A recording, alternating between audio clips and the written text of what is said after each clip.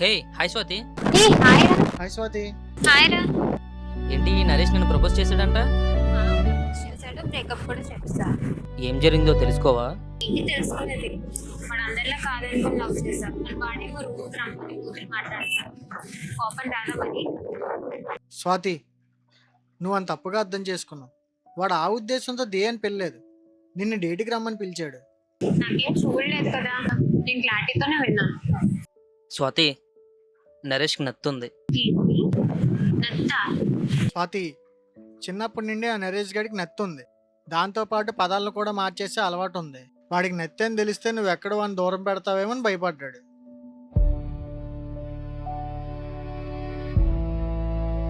నిన్నంత జరిగాక నీ ముందు తలెత్తుకోలేక ఊరేదులు వెళ్ళిపోదాం అనుకున్నాడు. మేమే వాడిని ఆపాం. ఇప్పుడు ఎక్కడున్నాడు ఆ నత్తి నరేష్? పార్క్లో ఉన్నాడు. వెళ్ళు.